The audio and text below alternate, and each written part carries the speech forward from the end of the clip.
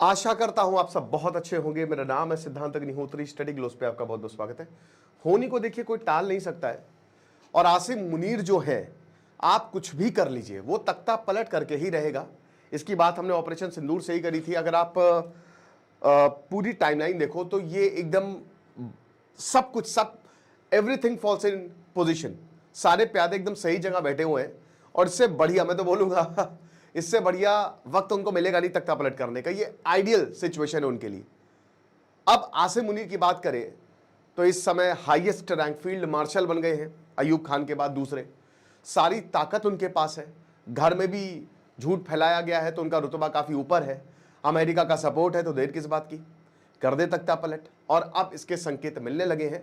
पहले मुझे लगा चलो देख लेते, लेकिन अभी लगभग हर जगह ये खबर छपने लगी है कि पाकिस्तान में सब ठीक नहीं है, और एक और तख्ता पलट, चौथे तख्ता पलट की पाकिस्तान में आप तैयारी कर लीजिए। तो पूरी कहानी क्या है हम विस्तार से जानेंगे। बता दूं कि आज और कल चाणक्य नीति अगर आप खरीदेंगे तो आपको सुपीरियर मेंस में ये पूरा कोर्स फ्री मिलेगा।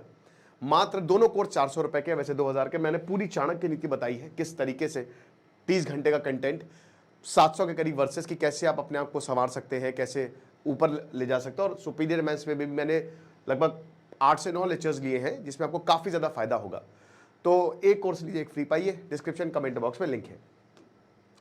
तो पाकिस्तान जो है इस समय चल क्या रहा है देखिए। बिलावल भुट्टो का एक इंटरव्यू छपता है, छपता क्या, वो इंटरव्यू देते हैं, और बिलावल भुट्टो उसमें आसिम मुनीर को क्रिटिसाइज करते हैं, बाप को क्रिटिसाइज कर रही है।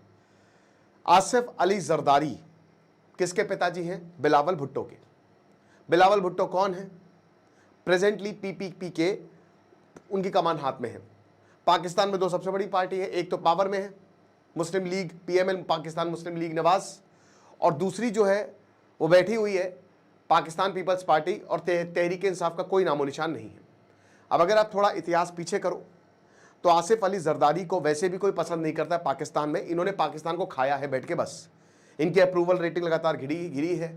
ना ही ये फ्लड्स को कंट्रोल कर पाए थे। इनको तो भैया वही यूसुफ रजा गिलानी कर्म वापस आते घूम के, उस समय भी इन्होंने बहुत बवाल किया था। 2012 की बात है, मैसिव प्रोटेस्ट हुए थे। सुप्रीम कोर्ट 18th अमेंडमेंट लेके आए थे जिसमें प्रेसिडेंशियल पावर, और वो भी फोर्सफुली इनको नहीं लाते तो हटा दिए जाते। 2008 से लेकर 2013 तक ये प्रेसिडेंट थे पाकिस्तान के। उस समय इनके ऊपर बहुत आरोप लगे थे, करप्शन के आरोप लगे थे, और पता नहीं क्या क्या, फ्लड्स, आतंकी हमले, सब कुछ। बहुत ही वीक प्रेसिडेंट रहे, और लोगों के बीच इतने कोई लोकप्रिय नहीं आदमी है ये, ठीक है। इनको प्रेसिडेंट इसीलिए बनाया क्योंकि एक सिंपैथी वेव चल रही थी। बेनजीर भुट्टो को मार दिया गया, उड़ा दिया गया बम से, तो इनको प्रेसिडेंट बना दिया, लेकिन वो काम नहीं किया। अब 2013 के बाद चीजें और बदल गई। नवाज शरीफ का उदय होता है, और नवाज शरीफ इनके खिलाफ, अब अजीब बात है देखिए, इनके खिलाफ खड़े हुए थे। नवाज शरीफ जो है वो इनके खिलाफ खड़े होकर पूरा उन्होंने कैंपेन चलाई, तब जाके नवाज शरीफ को वोट मिले, वो पीएम बने। और इनके बेटे बिलावल भुट्टो आज नवाज शरीफ से हाथ मिला के बैठे हुए हैं। अजीब व गरीब बात है, क्या सीन है। लेकिन इसमें आसिम मुनीर का, जब ये सब पूरा चल रहा था हिसाब किताब, तब आसिम मुनीर को 2019 में भैया आईएसआई का डीजी बनाया गया, 28th डीजी बने, और उसके बाद आर्मी का चीफ। लेकिन आसिम मुनीर जब आर्मी का चीफ बने, देखिए क्या हुआ ना कि इमरान खान को आसिम मुनीर बिल्कुल भी नहीं भाते थे, ठीक है। उनकी वैसे भी 36 का आंकड़ा था। अब आसिम मुनीर ने बहुत ही जबरदस्त चाल चल के इमरान खान को नपवा दिया, हटा दिया। आज से 2 साल पहले इमरान खान का खेल खत्म हो गया। अप्रैल में इमरान खान को लगा कि मैंने तख्ता पलट कर दिया, मैंने आर्मी को हरा दिया, बट एक हेलीकॉप्टर आता है वो इमरान खान को ही ले जाता है, बोला कि चलो बेटा जेल। और उसके बाद सारी जितने भी इमरान खान के पार्टी के लोग थे, एक तरफ से क्रैकडाउन होता है, और ऐसे की तैसी होती है, राइट। अब हम ये देखते हैं कि इमरान खान तो भैया यहां पे जेल में गए, और इनकी पार्टी तहरीक इंसाफ गई। तो आसिम मुनीर जो है उनका उदय होता है, उनके पास पूरी कमान आई। अब उसने एकदम स्क्रिप्ट तय कर ली थी। अभी आसिम मुनीर 57 साल का है, तो आपको पता है कि उसकी एज अच्छी यंग है वो एक तरीके से। अगर हम इस इकोसिस्टम की बात करते हैं, जैसे पॉलिटिक्स इकोसिस्टम में, पॉलिटिकल इकोसिस्टम में 40-45 साल उम्र यंग मानी जाती है कि आप आइए 40-45 साल आपका करियर बहुत लंबा है। तो अगर इस समय आसिम मुनीर तख्ता पलट करता तो आराम से वो 10-12 साल रहेगा पाकिस्तान में, अगर पाकिस्तान बचता है तो, टूटता नहीं है तो, ठीक है। तो उसके पास है अच्छा खासा टाइम है।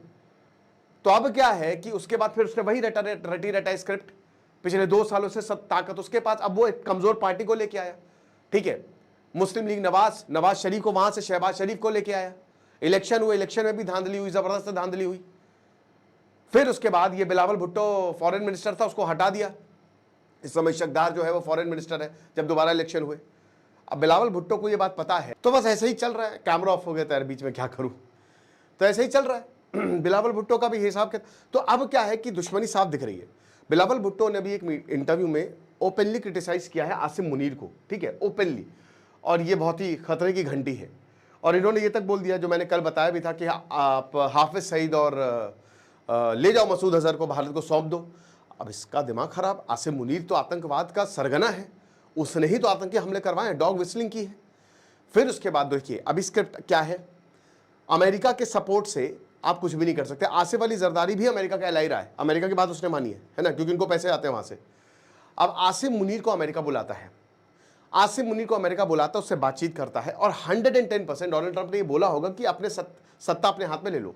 देखिए जब इमरान खान को हटाया गया था तो उसने ये बोला था कि CIA ने मुझे हटाया है, इनडायरेक्टली बोला था कि बाहरी ताकतों का हाथ है, क्योंकि इमरान खान जो है वो प्रो चाइना प्रो रशिया, ज्यादा खैर चाइना प्रो चाइना भी नहीं थे।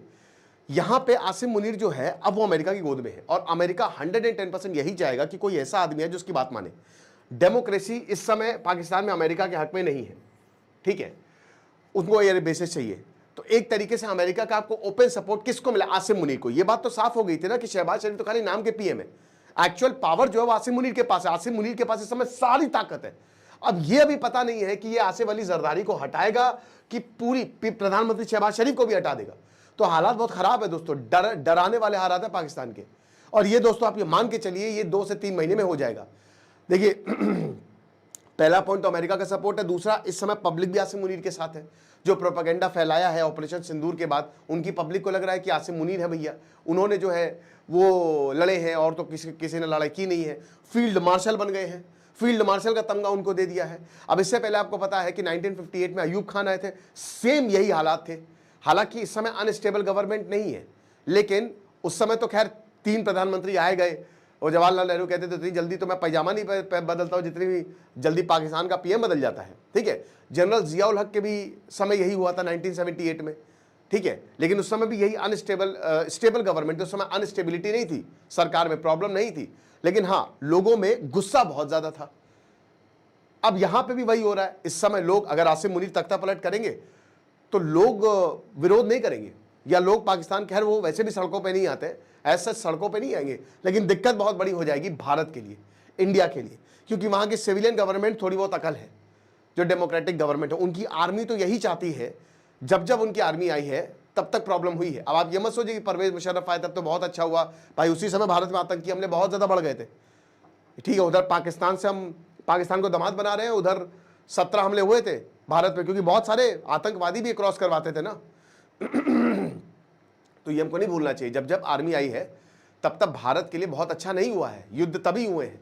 1965 ले लीजिए, चाहे आप 1999 ले लीजिए, 1971 का भी, उसमें भी आर्मी का ही हाथ था, ओके। तो अब यही है कि कब होता है, बस आप समय गिनिए, क्योंकि यहां पब्लिकली जो है वो इनकी सरकार और इनकी आर्मी की दुश्मनी जो है वो हो गई है।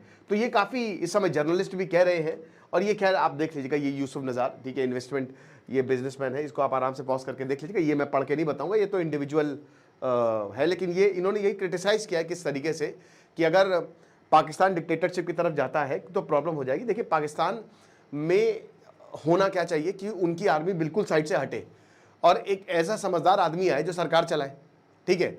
पब्लिक में कोई ऐसा समझदार आदमी है। अब वहाँ की पब्लिक जो है, एक तो वो इतना अवेयर नहीं है, और जो अवेयर है उनको इतनी पड़ी नहीं है पाकिस्तान की, ठीक है। पाकिस्तान में राष्ट्रवाद बहुत कम है ही नहीं, ना के बराबर, वो खाली नाम का है, वो पैसे के लिए बिक जाते हैं। क्यों? क्योंकि पाकिस्तान अभी बना 1947 में, ऊपर से पाकिस्तान है क्या, खाली पाकिस्तान का पंजाब है, यही है बस, वही पावर सेंटर है, वो बाकियों को तो कुछ समझते नहीं है। तो प्रॉब्लम यही है कि वहाँ के होना यही चाहिए कि एक प्रॉपर डेमोक्रेटिक गवर्नमेंट आए और वो चलाए, ठीक है, और आतंकवाद पे जो भी भारत ने कहा है उसका साथ दे।